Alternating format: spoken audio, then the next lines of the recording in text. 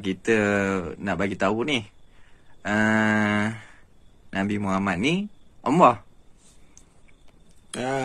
Kenapa masyarakat Malaysia tak boleh menerima yang Nabi Muhammad itu adalah Allah? Allah itu adalah gelaran bagi Nabi Muhammad SAW dan dia tidak diberanak dan beranakan. Kami ingin menyatakan, kami menyokong ajaran Syiah yang menyatakan yang Allah itu adalah Nabi Muhammad. Dan Nabi Muhammad itu tidak juga diberanakkan dan juga tidak dilahirkan. Sebab begitulah Nabi Muhammad tiada kemaluan. Ya. So korang boleh berfikir mana yang benar atau salah. Ya. Tapi saya rasa benda ni benar dan sahabat kami pun rasa benda ni benar.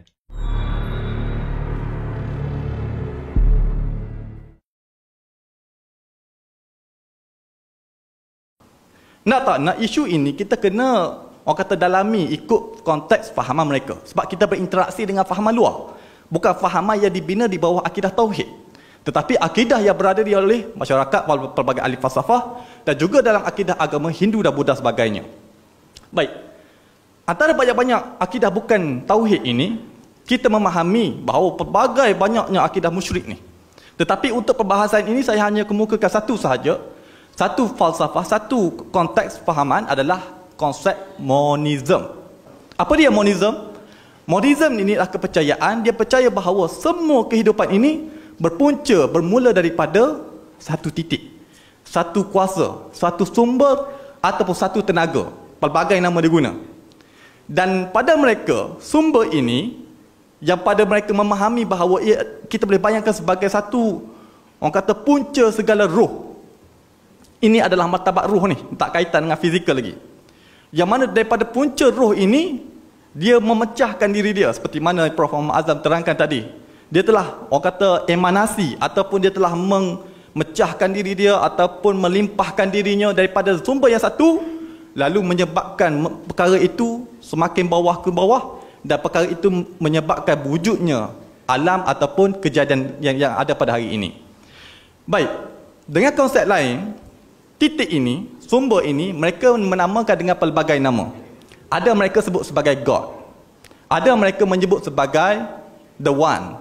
Ada mereka menyebut sebagai Brahman. Ada mereka menyebut sebagai The All. Segala-gala bermula daripada situ. Tetapi hakikatnya, kita tak boleh katakan itu adalah Allah. Tak boleh. Sebab Brahman yang mereka percaya ini adalah sumber tenaga. Dia bukan Al-Khaliq.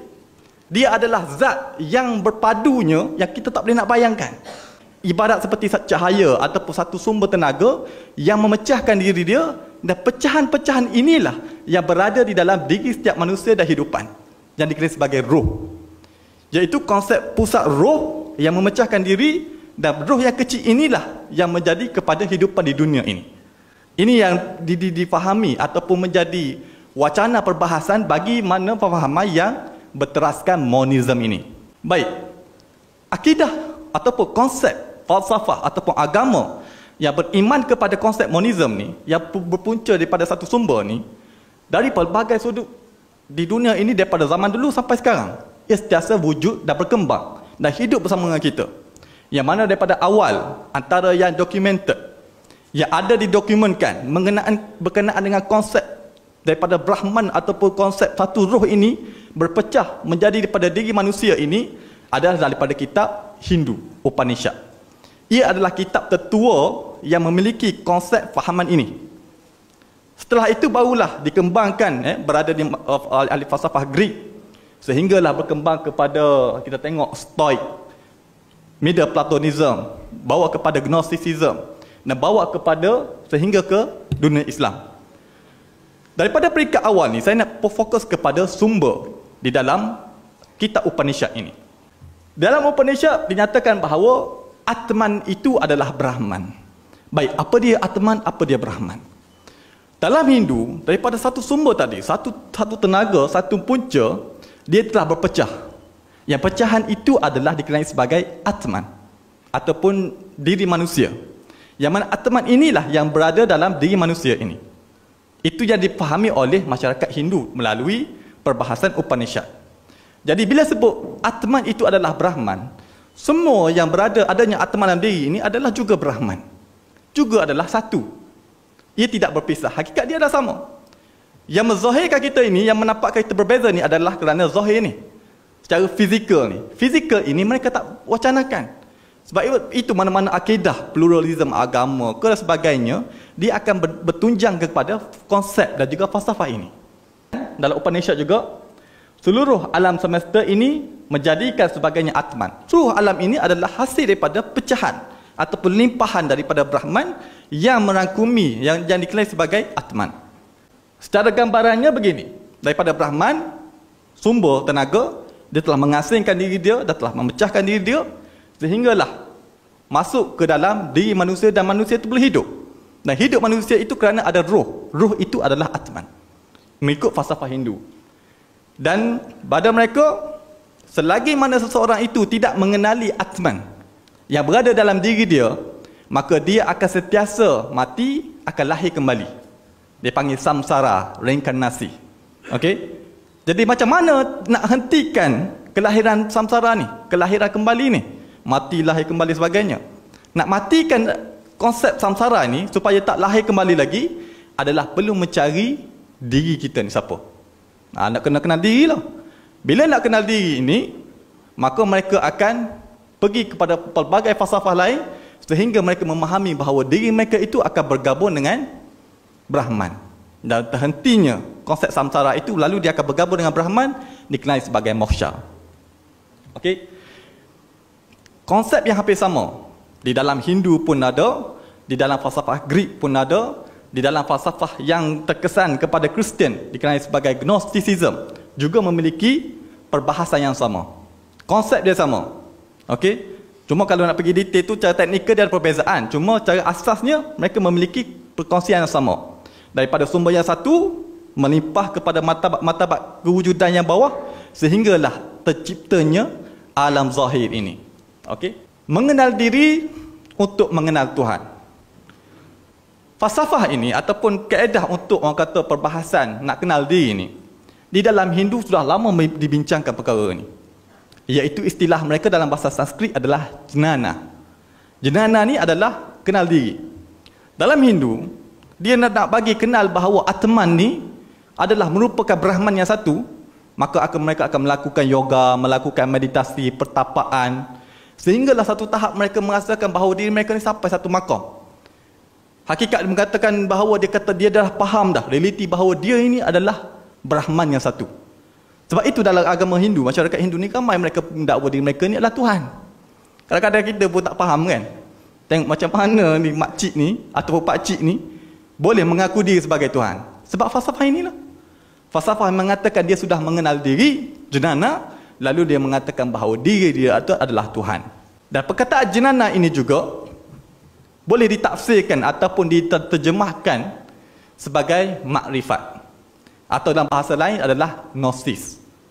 Knowledge. Jnana itu adalah knowledge. Pengetahuan. Pengetahuan untuk mengenal diri. Manakala dalam gnosis juga adalah fahaman batini ataupun falsafah daripada masyarakat Kristian yang terkesan dengan falsafah. Mereka juga mengatakan bahawa mereka ni perlu mendapat ilmu gnosis untuk mereka ni nak bersatu kembali dengan Tuhan. Dalam tradisi Muslim dikenal sebagai makrifah. Cuma secara maknanya adalah sama. Jnana, gnosis, makrifah ini adalah konsep dan juga istilah yang sama. Cuma berbeza daripada negara dan juga falsafah yang di mana ia berkembang. Dan sebab itu kita tengok ini antara tokoh-tokoh yang terkenal. Sebenarnya banyak lagi ya. Di India yang mereka sinonim untuk mengatakan diri mereka itu adalah Tuhan. Benda itu biasa untuk mereka sebut kerana falsafah itu yang memadu mereka mengatakan bahawa hakikat semua ini adalah satu. Yang mana menjadi punca kepada dalam perbahasan Nur Muhammad juga memahami bahawa Nur Muhammad itu berpunca daripada zat ataupun nur Allah itu sendiri. Me is only sitting as me in you. These two only is talking to each other. Understand, I can only talk to me and give my understanding. I cannot talk to anybody else and give my understanding. So the me resides in this as me, is residing in all of that as me. So that me, through this me, talking to me. Boleh faham? Apa yang dimaksudkan? Kalau boleh faham itu maksudnya kita dah sampai satu maqam yang boleh memahami makna-makna makrifat. Yang ini adalah falsafah Hindu yang bertujankan kepada Upanishad yang tuan-tuan dan puan tengok tadi. Sebab dia ada aliran pelbagai. Banyak aliran dalam Hindu, semua saya tak nak fokus yang lain, saya nak fokus yang satu ni. Bagaimana perkara ini masuk kepada dalam agama Tauhid? Seperti mana yang dibincang panjang oleh Prof. Muhammad Azam tadi. Daripada falsafah Middle Platonism dan juga falsafah Gnosticism yang memberi kesan kepada masyarakat agama Yahudi. Yahudi pada asalnya mereka memahami Tauhid dengan cara yang agak ketat. Seperti tidak jauh beza antara fahaman Tauhid Yahudi dengan fahaman Muslim kita. Tetapi apa yang berlaku sebelum daripada lahirnya Nabi Muhammad SAW membawa syariat Islam dan juga memurnikan akidah Tauhid itu, telah berlaku pelbagai bid'ah dan juga pelbagai penyelewengan di kalangan masyarakat yang menganut agama Tauhid ini, terutama di kalangan masyarakat Yahudi. Di Mesir, Alexandria, pada tahun 1 sebelum Masihi, abad 1 sebelum Masihi, ia dikenali sebagai satu kota yang mana falsafah ini berkembang kepada masyarakat Yahudi. Sehingga mereka ni dijuluki sebagai, boleh kita sebut sebagai Yahudi falsafi. Yahudi yang berfalsafah. Mereka menyerap pelbagai falsafah-falsafah daripada Greek. Sehingga mereka menggabungkan falsafah Greek itu dengan agama Yahudi. Seperti mana yang telah diterangkan sebentar tadi. Bermula daripada seorang tokoh di Iskandariah ni, seorang Yahudi yang bernama Philo of Alexandria. Philo ni, dia dah terima dah akidah yang tadi ni, yang pelbagai ni, mengenai satu Tuhan, berpecah dan sebagainya. Lalu dia pun cuba nak mengharmonikan falsafah itu dengan agama Yahudi. Sebab agama Yahudi dia direct, dia kata bahawa yang ciptakan alam ini adalah Tuhan, seperti mana akidah Tauhid. Jadi nak ngamkan dua ni, maka dia membina satu lagi konsep, mengatakan bahawa hakikat semua ini adalah berpunca daripada yang satu tu. Nak terangkan konsep inilah, lalu dia menciptakan perantaraan untuk bagi memahami bahawa kita ni hakikatnya adalah diri Tuhan itu sendiri. Lalu dia memperkenalkan konsep perkataan logos mengikut definisi Philo itu sendiri. Logos ini kita jangan guna pemahaman Aristotle, tak sama. Logos Philo ini adalah versi dia sendiri yang dia definisikan sebegini. Yang dia mengatakan bahawa logos itu adalah force, adalah sumber tenaga, sumber hayat, sumber kehidupan, sumber segala kehidupan. Jadi daripada logos inilah, daripada Tuhan berpunca dari logos, logos ini yang menciptakan segala alam ini. Itulah apa yang dikemukakan oleh Philo. Okey, dan logos ini dirujuk sebagai Tuhan. Yang ini saya laju sikit ya, beri kepada apa yang telah diterangkan oleh Prof tadi. Ini antara gambaran yang boleh kita fahami daripada konsep yang titik punca segala kehidupan yang tuan-tuan nampak tadi. Brahman, kalau agama Hindu sebut sebagai Brahman. Kalau dalam falsafah Greek dia sebut sebagai The One. Kalau dalam falsafah Yahudi mereka sebut sebagai Father dan juga The One. Benda yang sama je. Tak beza. Daripada The One ini telah melahirkan, telah menghasilkan, telah melimpahkan diri dia. Lalu inilah dikenali makhluk awal, makhluk pertama yang diciptakan, yang lahir ataupun diperanakkan atau dibenihkan daripada The One sehingga menjadi Logos. Dan Logos ini telah ada bersama dengan Tuhan sejak azali lagi. Ini antara Philo kemukakan konsep ini. Ahli falsafah lain tak pernah kemukakan.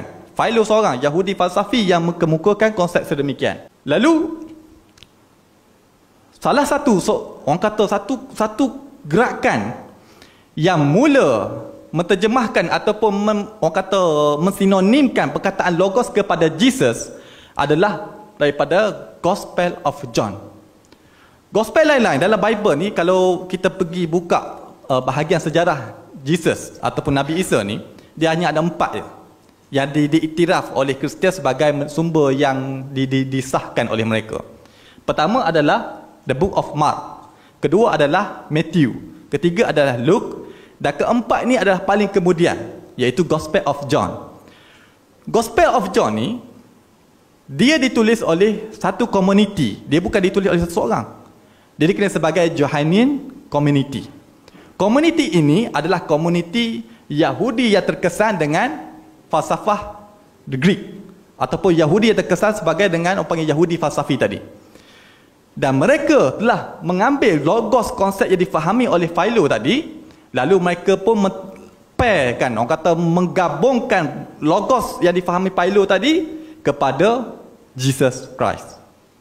Dan dialah Gospel of John. Kalau tuan-tuan buka yang mana biasa rujuk Bible ni, Gospel of John lah satu-satunya gospel yang menuhankan Jesus.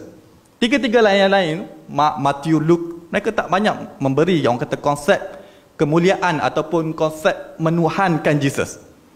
Tetapi Gospel of John menjadi dalil, tunjang kepada mana-mana agama Kristian untuk mengatakan Jesus itu adalah Tuhan. Selain daripada perkara itu telah terkesan kepada falsafah Gnosticism yang masuk kepada agama Kristian sehingga boleh mereka menuhankan Nabi Isa. Seperti mana kita tengok tadi dalam falsafah Hindu, mereka boleh menuhankan diri mereka ataupun mereka boleh mengaku diri mereka sebagai Tuhan. Bila falsafah yang sama, konsep yang sama pergi kepada agama Tauhid, mereka boleh merosakkan agama asal Yahudi itu sehingga mereka menuhankan Nabi Isa AS. Ini apa yang berlaku. Dan sekarang ini yang jadi cabaran yang kita perbahaskan pada hari ini adalah perkara ini telah menyerap masuk ke dalam dunia Islam, ke dalam masyarakat Muslim. Dan kalau kita tengok kepada saya bawa kepada naratif yang terkini, kalau kita tengok antara perbahasan melibatkan golongan Kristian tadi hanya akan melibatkan kumpulan ini saja, tak banyak, iaitu falsafah Stoik, Middle dan juga Gnosticism. Tetapi untuk perbahasan berkenaan dengan Nur Muhammad, Wahdatul Wujud dan sebagainya, dia lagi menyeluruh, lagi kompleks berbanding dengan apa yang berlaku kepada akidah Kristian. Kerana ia juga akan merangkumi Upanishad, kitab Hindu. Ada Vaita Vedanta di dalam agama Hindu. Dan juga masuk pada falsafah Neoplatonism yang diasaskan oleh Plotinus dan juga Ammonius Saccas. Dan kita tengok Middle Platonism, konsep logos itu juga turut diresak bersama. Pelbagai cabang falsafah yang menjadi orang kata yang sehingga kini terkesan dan membawa perkara ini kepada konsep yang kita bincangkan pada hari ini. Sebab oleh kerana kita membincangkan tentang Nur Muhammad, bukan Wahdatul Wujud, sebab Wahdatul Wujud ini adalah kemudian. Dia lebih dikomplekskan oleh Ibn Arabi. Tetapi oleh kerana kita membincangkan Nur Muhammad ni dia awal sedikit. Yang mana, seperti mana kalau kita tengok, ia bermula sekitar 800 Masihi. Sekitar mana Syiah Ismailiyah mula berkembang. Ada wujud seorang tokoh bernama Husain Mas'ud Al-Hallaj dan sebagainya. Sebab itu Husain Mas'ud Al-Hallaj ni, scholar ni berbeza pendapat sama ada dia ni seorang Syiah Ismailiyah ke atau tidak. Sebab akidah dia itulah sebiji sama dengan akidah Ismaili. Yang mana akidah Ismaili, mereka mempercayai konsep tadi. Monismnya dengan bermula daripada satu sumber sehingga melimpah kepada diri manusia sebagainya. Dan sekarang ini realitinya kita berdepan apa yang dibawa oleh Al-Hallaj dengan memberi orang kata akidah berkenaan konsep satu Tuhan dan satu Tuhan yang melahirkan orang kata makhluk yang pertama di sebagai Nur Muhammad. Pada hari ini kita lihat bagaimana seorang Melayu, dia nak kata Melayu ni pun dia Melayu Indonesia lah dekat Batam, yang mana telah viral. Kita dengar apa kenyataan dia berkenaan dengan akidah Muhammad dan apa dia ingin sampaikan sebenarnya. Bahaya atau tak bahaya berkenaan dengan akidah Muhammad ini? Kenali diri Allah, kenali dulu diri Muhammad. Mengenali diri Muhammad, kenali dulu diri Nabi Muhammad. Samakah Nabi Muhammad dengan Muhammad? Siapa Nabi Muhammad ini? Siapa Muhammad ini? Apa Nabi Muhammad ini? Apa Muhammad ini? Nabi Muhammad manusia yang disempurnakan Allah, Nabi yang bernama Muhammad. Dari mana Muhammad ini? Yang mengandungi asma'ullah, yang mengandungi af'alullah, yang mengandungi sifatullah, yang mengandungi zatullah. Dari mana Muhammad ini? Daripada Nur Allah. Dari mana Nur Allah ini? Daripada Nur Allah, daripada diri Allah. Nur Allah, diri Allah, satu tak berpisah, jauh tak berantara. Nur Allah, Allah. Ya, ibarat cahaya dengan lampunya, ibarat matahari dengan cahayanya. Bahwasanya Nur Muhammad, Nur Allah itu satu, esa, tidak berbilang, tak mengenal dua. Nah, diri kita Adam nih, ya, Adam nih, ya, mengandungi sifat Muhammad. Adam nih mengandungi af'al Muhammad. Adam nih mengandungi asma Muhammad. Adam nih mengandungi zat Muhammad. Siapa Muhammad ini sebenarnya? Muhammad ini diciptakan Allah sebelum lagi Nabi Adam diciptakan. Apa mula-mula diciptakan Allah? Nur Muhammad. Yang mula-mula sekali diciptakan Allah, Nur Muhammad. Dari mana Allah menciptakan Nur Muhammad? Daripada nurnya sendiri, yaitu Nur Allah. Nur Muhammad, Nur Allah, satu tak berbilang, jauh tak berjarak, esa. Nur Muhammad dengan Muhammad satu tak bercerai, jauh tak bentara. Nur Muhammad inilah sebagai awal penciptaan seluruh alam ini, termasuklah diri kita, termasuklah ruh. Jadilah manusia ini semuanya. Jadi kita ni satu dengan Nabi Muhammad SAW. Nabi Muhammad ni satu dengan Nur Muhammad. Nur Muhammad ni tak berpisah dengan Muhammad. Muhammad ni tak pernah berpisah dengan Allah sampai bila-bila masa. Dah tahu dari mana usul kita ni? Tahukah diri kita ini sekarang siapa? Okey, dah tahu diri kita asal daripada siapa? Dia nak pergi ke situ lah. Man arafa nafsahu faqad arafa rabbahu. Kan? Dengan apa yang difahamkan tadi, apa yang dikatakan tadi, jelas hakikat mereka nak menuhankan Nabi Muhammad sallallahu alaihi wasallam. Dan inilah apa yang berlaku dan inilah wacana yang kita ketengahkan pada hari ini. Okey? Baik, kalau kita tengok apa yang kenyataan yang dikeluarkan oleh Hadi Minallah ini, dan kita comparekan sumber dia dengan Gospel of John, yang mana yang konsep logos tadi, yang mana dalam Kristian menjadikan sebagai sumber. Kalau kita tengok kenyataan dia sebut Nur Nabi Muhammad, Nur Muhammad, Nur Allah, diri Allah satu, tidak berpisah. Bermaksudnya daripada Father ataupun the one tadi, jadinya logos. Logos inilah Nur Muhammad. Dan Nur Muhammad dan logos ini tidak berpisah, dia hakikatnya satu. Dan kalau dalam Bible sebut apa? Dalam Gospel of John, dalam bab nombor 1, ayat nombor 1, sebelum dunia ini diciptakan, firman, yakni logos yang tadi, yang keluar daripada Father tadi, sudah ada. Maksudnya bersama-sama dengan Father, dengan Tuhan yang menciptakan, dengan logos itu sudah lama dah ada. Firman itu, logos itu bersama-sama dengan Tuhan. Dan firman yakni logos itu sama dengan Tuhan. Itu yang cuba mereka maksudkan. Yang mengatakan bahawa Nur Muhammad itu sama dengan Allah. Itulah definisi dan juga konsep yang dikemukakan oleh Gospel of John ni dalam Bible. Kedua, dia sebut bahawa Muhammad diciptakan sebelum Adam diciptakan. Ya, yang disebut oleh Hadi Minallah tadi. Yang dikata bahawa Nabi Muhammad ni ataupun Nur Muhammad ini diciptakan sebelum Adam diciptakan. Dan itu pun dinyatakan di dalam Gospel of John, bab nombor 8 ayat 51. Yang mana mengatakan bahawa Jesus mengatakan sebelum Abraham ataupun Nabi Ibrahim, dia sudah ada. Maksud ada dalam bentuk apa? Ada dalam bentuk logos. Yang mana daripada asal kejadian bermula daripada dia. Itu apa yang dikemukakan juga dalam Gospel of John.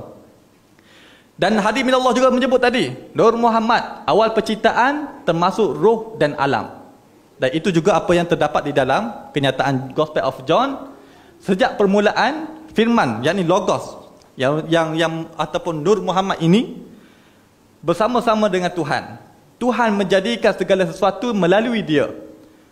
Tiada sesuatu pun di alam semesta ini yang dijadikan tanpa dia, yakni firman logos itu sumber hidup, dan hidup itu memberikan cahaya kepada manusia.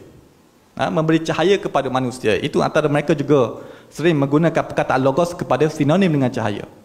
Jadi secara kesimpulannya, untuk kita perbahaskan mengenaan dengan logos, Nur Muhammad, dan juga selain daripada Nur Muhammad logos ni, banyak lagi istilah mereka guna. Nur Panjaitan, antara seperti mana yang diterangkan oleh Ustaz Nasim tadi, dalam kitab-kitab Syiah sebagainya. Antara selain mereka guna istilah Nur Panjaitan, mereka juga guna istilah Nur Walayah, Imamah ataupun Nur Wali. Daripada pelbagai pimpinan itu lahirnya Nur Muhammad itu lahir dari sulbi-sulbi keturunan Nabi. Nur walayah dan juga nur Allah. Antara istilah-istilah lain bagi Nur Muhammad ini. Okey?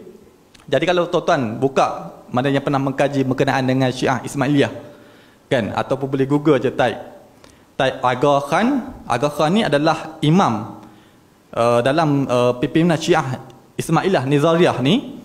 Mereka selalu mengatakan bahawa Aga Khan ini adalah nur Allah. Sebab sulbi kelahiran nur itu yang mereka percaya daripada Nabi Muhammad bermula Nabi Adam itu sehinggalah ke keturunan Nabi sehingga kepada Aga Khan yang berada di Perancis sekarang ni. Yang mana mengatakan bahawa akidah ini sangat sinonim dengan mereka. Dan sehingga mereka nak menuhankan kepada imamah mereka ni. Mana-mana pimpinan mereka kepada imam-imam mereka, kalau kita tengok mereka akan bahaskan seakan-akan ingin menuhankan kepada imam-imam mereka ini. Jadi, untuk secara kesimpulannya, kita perlu tegaskan bahawa perkara ini tidak boleh dibiarkan berkembang dan diterima dalam masyarakat Ahli Sunnah wal Jamaah kita di Malaysia ini.